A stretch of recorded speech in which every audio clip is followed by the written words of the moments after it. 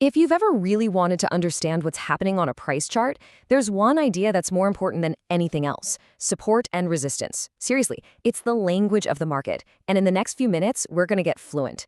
All right, let's dive in.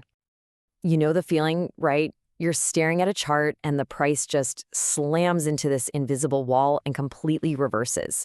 Or maybe it's falling, and then it hits a certain spot and bounces back with crazy precision, like it's programmed. Well, I'm here to tell you it's not random, and it's definitely not magic.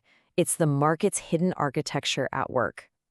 The answer to that mystery, it's this constant, epic battle playing out between two forces: support and resistance. Now, these aren't just lines you draw on a chart. Think of them more like psychological battlegrounds, you know?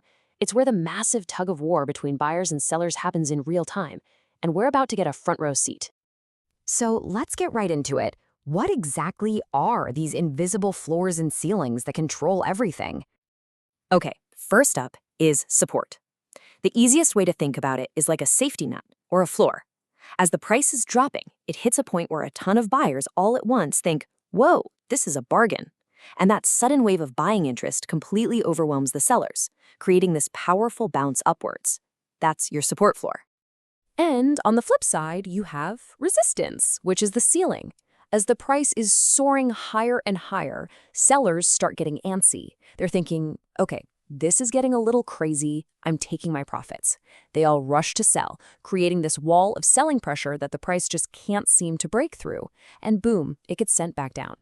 All right, listen up, because this is probably the single most important thing you're going to hear in this whole explainer. Support and resistance are not perfect laser-thin lines. They're zones.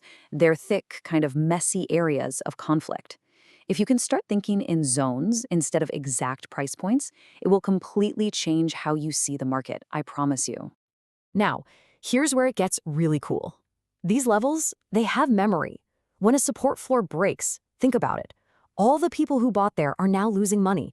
All they want is for the price to come back up to where they bought in so they can sell and just get out without a loss.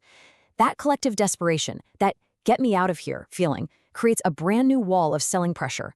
And just like that, the old floor becomes the new ceiling. This is the great flip, and it happens all the time. So we know what they are, but how do we actually find and draw these zones on a real chart? Let's talk about how to go from a cluttered mess to crystal clarity. Just take a look at the difference here. On the left, you've got the typical beginner's chart. It's a chaotic mess of lines everywhere, right? And on the right, you have the pro's view. Clean, simple, focused. The big secret here is actually to do less. Find the 2 to 4 most powerful, most obvious historical zones and just ignore everything else. Simplicity is where the profitability is. And this quote just hits the nail on the head. You get what they call paralysis by analysis. When your chart is cluttered, you have so much conflicting information that you can't make a decision. The goal here is clarity, never complexity. So here you go. This is your 4-step blueprint. First, zoom out. Always start on the higher timeframes, like the weekly and daily charts. Second, only draw the super obvious levels. If a level doesn't jump right off the screen at you, it's not important enough. Third, remember, draw thick zones, not thin lines. And fourth, prioritize. One level that caused a massive, violent reversal is worth way more than a level that price just kind of wiggled around. Okay, so you've got your zones drawn on the charts. Now the real game starts. There are really only 2 ways to play these levels. You can trade the bounce off of them, or you can trade the breakout through them. So how do you know if a level is likely to hold and give you a nice bounce? Look for violence. I'm serious. A really fast, aggressive move into the zone that gets met with an equally fast and violent rejection away from it, that's a huge clue. Think of it like a lightning-fast touch and go. It tells you the defenders of that level are strong and totally in control. But, you know, no wall can hold forever. When that buying or selling pressure just gets relentless, eventually that level is going to shatter. That moment is a breakout, and it usually signals a major shift in what the market is thinking, often kicking off a huge new trend. So is it possible to spot a breakout before it happens? Absolutely. The market leaves clues. First, watch for the price to make higher lows as it pushes into a resistance ceiling. That shows buyers are getting more aggressive, like a coiled spring building up pressure.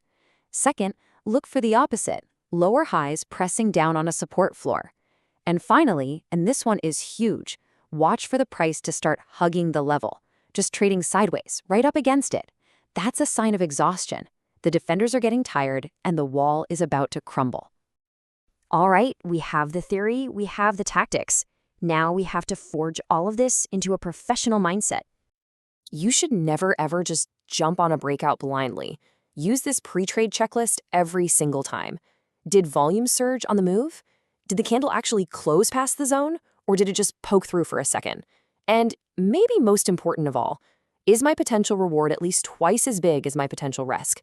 If the answer to any of these is no, you stay on the sidelines. Simple as that.